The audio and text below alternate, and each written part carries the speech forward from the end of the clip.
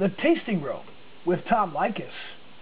This is where we talk about the world's high-end wines, distilled spirits, craft beers, and the good life that goes with all the good stuff we love to taste. Thank you so much for tuning in. Joining us once again here on The Tasting Room, and you have heard him on this program almost, not quite, but almost every episode since we started, is Sommelier to the Stars, Adam Leemon, Adam the Wine Guy.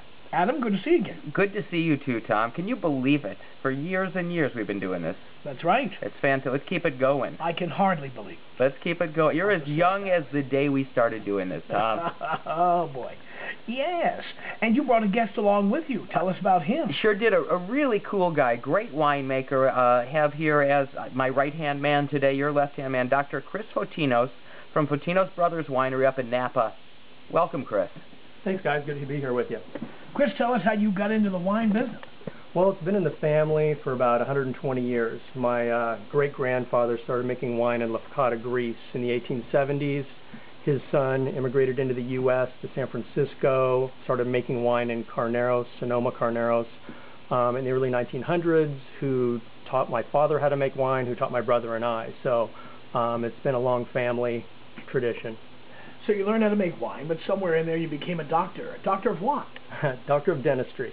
Yeah, and when I went to school, I always thought I'd go back and make wine and do that whole thing, and I got interested in medicine and decided to go to dental school.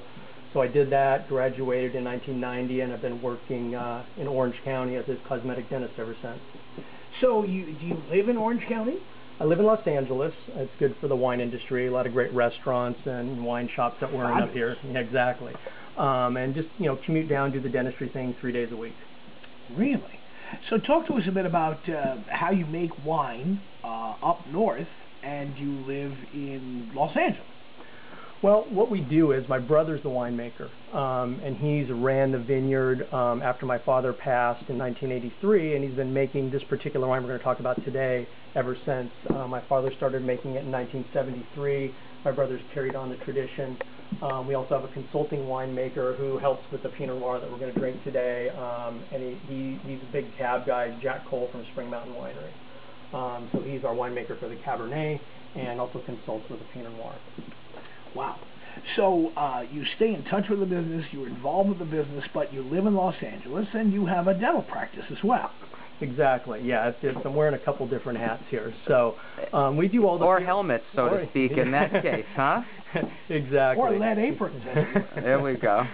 Yeah, it's definitely a lot of work, a 7-day-a-week job, and something I love both jobs. So we try to kind of keep things separate. We make the wine in Napa, do all the PR and marketing out of Los Angeles. So it's easy to do in this area. On the dentistry side, great cosmetic practice. Kind of a boutique practice. A lot of special patients. I'm the third-generation dentist in the practice. It opened in 1952. In the early 90s, I started on as the California Angels team dentist back when they were the California Angels. When the Ducks came in, started working with them as their team dentist, and did that for... That's a full-time job in and of itself. Yeah, it really is. I mean, you're talking about working from 7 to 6 every day, and then going to a hockey game, and getting home at 1 in the morning if there are no injuries. Sometimes 3 or 4 in the morning if you have to deal with guys getting hit. So as the team dentist, you had to be there for the game. Yes, we had to attend every game. And did you have to fix these guys up and send them back out on the ice? Yeah, between myself and the team oral surgeon, you would numb the guys up usually, and they'd go right back out there and play unless it was a real bad injury. And then usually see them after the game in some type of triage situation, and then get them fixed up and get them in the office the next day and complete the work. And for our listeners out there, I don't know if everybody knows this or not, but those that don't, Tom Leykis, huge hockey fan. You've had season tickets for years, and I read your blog recently, Tom, and from what I understand, you're not signing up for your season tickets again. I have not signed up for my season tickets this season. Uh-huh. I have not. The price of the tickets has outgrown the quality of the product I've been seeing. So I'm watching a lot of games on TV now is what I'm doing. And you got some channels to do it on. Absolutely, I do. Yep. So let's talk a bit about, you're not the first dentist to do this, because Stanley Anderson, S. Anderson, was a winery in Napa. and Stanley Anderson, I guess, passed on, and now the winery is in the hands of somebody else, but was known as a sparkling winemaker for many, many years. And I'm wondering if there is, if not a connection, if being a dentist in any way affects your connection to the wine business or winemaking.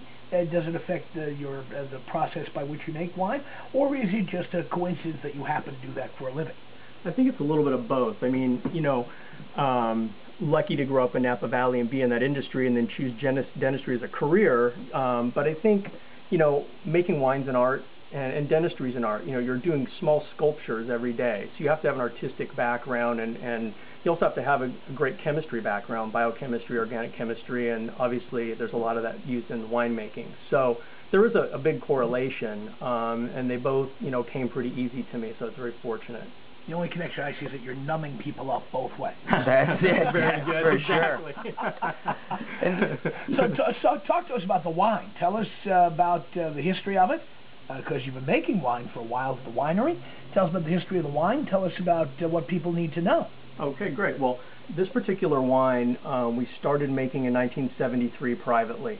And we were just making it as fun family project, giving it to friends, maybe giving it to a few people that had small restaurants that they drink in the back room, and just had a lot of fun with that, and well as selling our fruit to a lot of the main Napa wineries. And we started out with the Mondavis, Christian Brothers back in the day, and worked our way through to even like Mum, Domaine Carneros, Acacia, a lot of the Pinot Noir are sparkling wineries, and decided in 2005 it was time to take it public.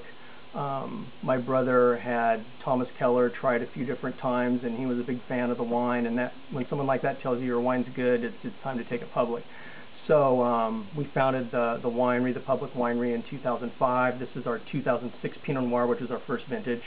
And it's a fantastic wine. 425 cases produced. It's all handmade. That vineyard is run by my brother, and he turns over every leaf on every vine. I mean, it's one of those wines that's truly just hand done. And it's won a couple gold medals, and it's just been a great out the gate wine to the public. Where is your vineyard located?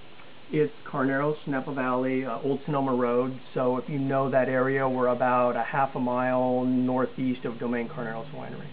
Beautiful. And it's the one region really that sort of overlaps, if I'm not mistaken, both Napa and Sonoma counties. Carneros itself, the appellation. It does. It does overlap into Sonoma, and Sonoma for years is trying to claim the whole thing as theirs, but Napa won't let it go? No, they won't let it go, and back in the 80s, it was big proponent for Pinot Noir. I mean, you didn't have the Russian River Valley as much, Santa Maria, and a lot of the great Pinots were coming out of Carneros, and kind of our mission statement is to bring that prestige back to Carneros for a great boutique Pinot Noir, and that's what we're trying to do. Beautiful. A beautiful bottle here, Tom. It is a beautiful bottle. We were talking on the drive over here, just that the Fotinos brothers really spare no expense in the production of what's going into this bottle, the bottle itself, the corks, just everything. Look at the silk screen on that. It's just gorgeous. That bottle weighs probably as much as most cinder blocks. And here, let's get a glass in your hand, and let's get past the talking about this juice and down to the time that really counts, I think, is getting into what this wine's all about. Now, I was just in the Carneros region not long ago, and again, it's amazing how wine has such a sense of place. When I put my nose in the glass, I know where that's from. I know where that's from. That's great. There's no doubt where it's from. And that's one of the great things about wine. If you've traveled to wine country, and that's where I take most of my vacations, I go to wine country somewhere. I've been to, of course, Napa and Sonoma a million times, and Healdsburg and Calistoga, but also to Tuscany and to Rioja and Burgundy and Champagne. I've been to all these places. Once you've been there, once you've breathed in the fresh air in the morning, you put your nose in the glass, and you know where that came from. And this is definitely Carneros, no doubt about it. And it's, the color on this stuff, you can see your thumb through the glass, really. This is not an overly extracted sort of Sonoma Coast Pinot that are these big, big, bright cherries. But the color on this is very much, I think, similar to where a Burgundy lays, really. It's elegant in color. It has a beautiful sort of garnet tone to it. and the light's just really dancing off the top of this glass, Tom, I'd have to say. It's absolutely delicious. Now, we've talked to people who come on this program with delicious wines like this. Is this the only wine you produce? Is this the one right now that you're producing? No, we produce 2 different Cabernets. We produce a very small production, less than 100 cases, out of Rutherford.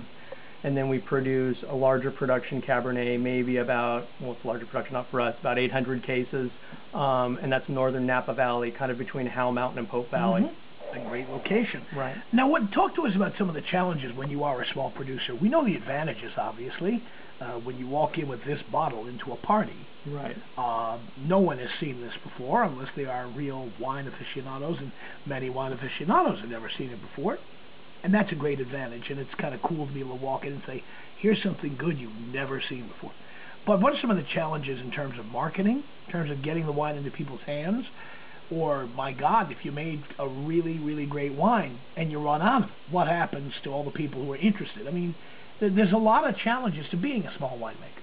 There are. I mean, on the marketing side, and it's definitely brand awareness. That's the biggest one. I mean, when you're a small producer and don't have the big millions of marketing dollars to get your brand out there, you know, it's about getting out in the market. And we kind of did things a little backward when we were marketing our brand. We started in New York and Texas and worked our way back to California. California is very saturated with wines right now, especially in this economy. So we got a really great presence in New York and Texas, and now, you know, we're just starting to work the California market in the past 6-8 months.